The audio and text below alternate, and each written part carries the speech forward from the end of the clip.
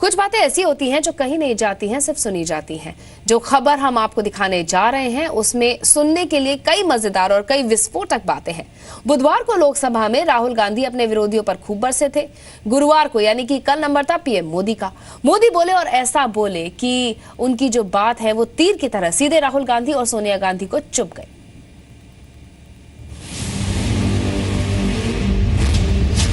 मोदी जी आए, राहुल गांधी जी आ गए। नमस्कार, बहुत बहुत धन्यवाद। भैया मैं आरएसएस का नहीं हूँ, मैं गलतियाँ करता हूँ। ऐसे तेजस्वी सांसद है, मैं सब कुछ जानता नहीं हूँ, सब कुछ समझता नहीं हूँ। उनको सुनना, उनके विचार अपने आप में एक बहुत बड़ी एसेट है। और बीच में मैं ऐसे हिला, एक और सही, परसों ताजगी भरी हवा। गलती कर दी, सही बात है। सर झुका करके आपका आदर करता हूँ। मोदी जी की फेयर एंड लवली योजना आई है। मैं जानता हूँ। अरे बोलने दो भाई। नए एमपी रुचि ले रहे हैं। जहाँ देखो, इंटरनेट में देखो बब्बर शेख, कितने शानदार विचार रखते हैं जी। टीवी में देखो बब्बर शेख, बहुत स्टडी करके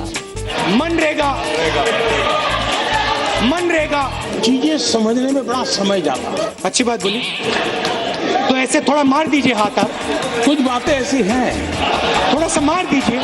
अब आपकी बात सही है। स्पीकर मैडम, उम्र तो बढ़ती है लेकिन समझ नहीं बढ़ती है। सॉरी। कुछ लोग मनोरंजन भी करवाते हैं। It's gone. ये आप ही की तो देन है। बड़े पावरफुल आदमी है नरेंद्र मोदी जी। मैं आपके साथ 1000% सहमत हूँ। सुनने क्या आता? बैठिए।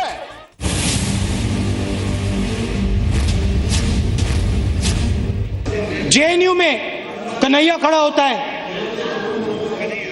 20 मिनट का भाषण देता है। मैंने भाषण सुना।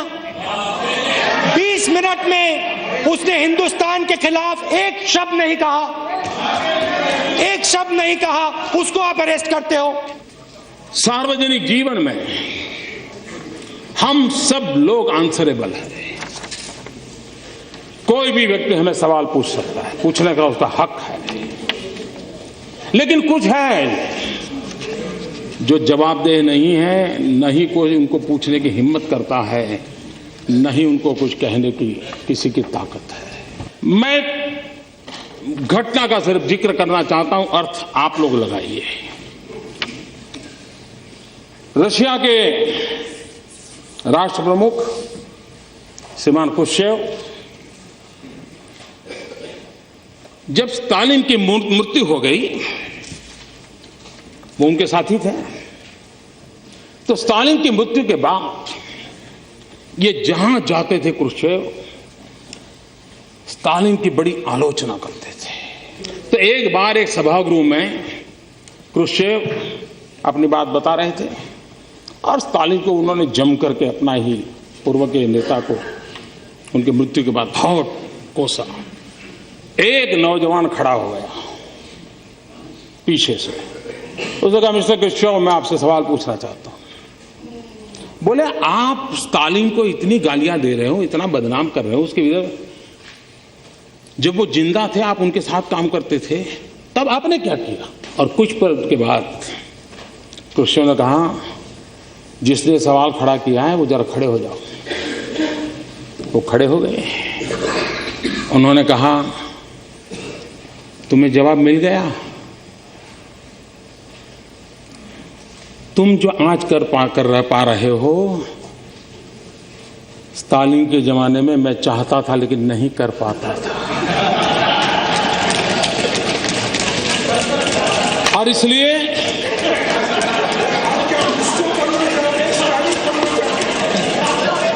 इसको समझने में देर लगेगी, लेकिन इसमें कोई बादाम काम नहीं आएगी। आपको तो शायद थोड़ा समझ आ जाएगा, औरों के लिए मैं नहीं कह सकता। आप जेएनयू और रोहित वेमुला के पीछे क्यों पड़े हैं, मैं आपको बताना चाहता हूं।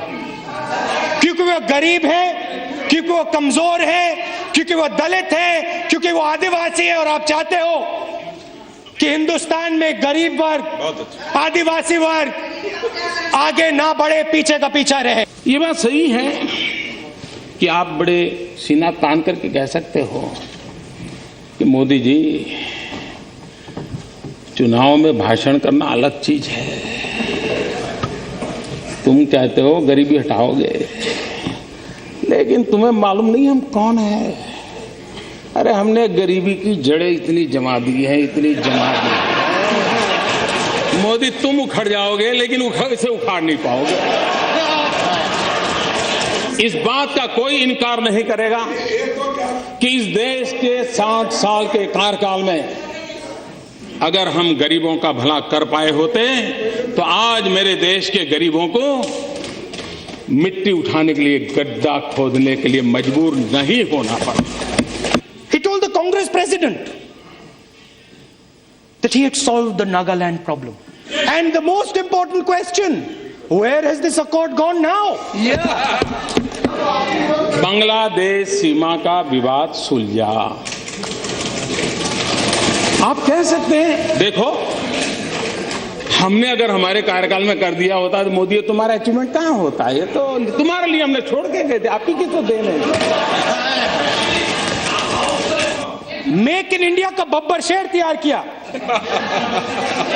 काले रंग का बब्बर शेर, उसके अंदर देखो तो घड़ी जैसा चलता है वो। जहां देखो, इंटरनेट में देखो बब्बर शेर, टीवी में देखो बब्बर शेर, मोदी जी का भाषण सुनो बब्बर शेर, स्टेज जल जाता है बब्बर शेर।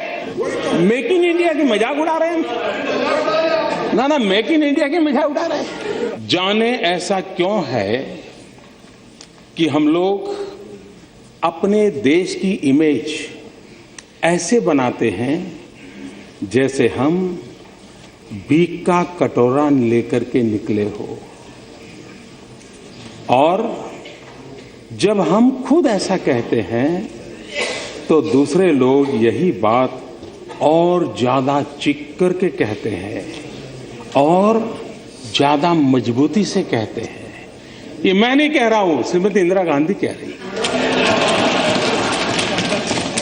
Listen to Rajnath Singh ji, listen to Advani ji, listen to Sushma Swaraj ji, listen, वो यहां है नहीं मगर मेरा भाषण सुनेंगे। Listen to your MPs, listen to us across the aisle here, we are not your enemies, we don't hate you. पर उपदेश कुशल बहु तेरे, जे आचर ही ते नर न घनेरे। दूसरों को उपदेश देने की कुशलता वाले तो बहुत सारे लोग हैं, परंतु जो खुद वैसा आचरण करे वैसे लोगों की संख्या बहुत कम है। उपदेश सुनता रहा हूं, सलाह सुनता रहा हूं, आलोचना झेलता रहा हूं, आलोचना से ज्यादा आरोप सह रहा हूं, ये सब चल रहा है। और मुझे क्या हुआ है कि 14 साल के काम काफी कुछ मैं इससे जीना सीख चुका हूं, इससे जीना सीख चुका हूं। हमारे देश के सम्मानीय प्रधानमंत्री डॉक्टर मनमोहन सिंह जी अमेरिका में थे। अमेरिका के राष्ट्रपति के साथ उनका बायलैटरल टॉक होना था। देश के सम्मानीय नेता थे। हिंदुस्तान की कैबिनेट, जिसमें फारूक अब्दुल्ला साहब बैठते थे, एंटनी साहब बैठते थे, शरद पवार साहब बैठते थे, इस देश के गणमान्य वरिष्ठ अनुभवी नेता बैठते थे। उस कैबिनेट ने जो निर्णय किया, उस निर्णय को 27 सितंबर 2013 पत्रकार परिषद में फाड़ दिया गया था। ऑर्डिनेंस को फाड़ दिया गया। अपनों से बड़ों का मान, सम्मान, आदर, मैं बहुत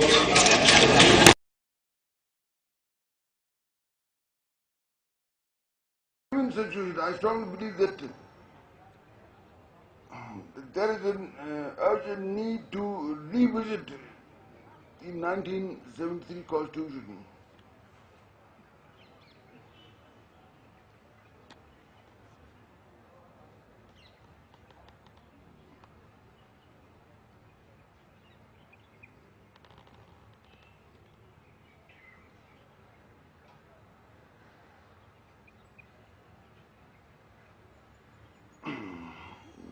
Availing this opportunity, may I have your attention to highlight some of the achievements made during the period this democratically elected government took over.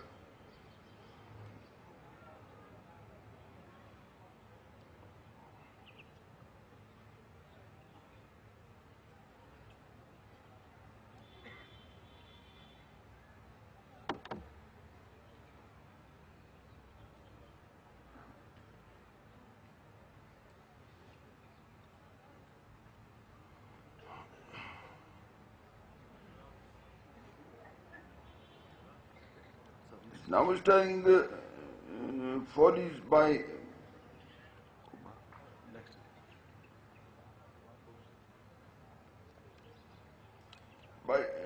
desperation of the resources on part of the last regime. We have been making all our efforts wide.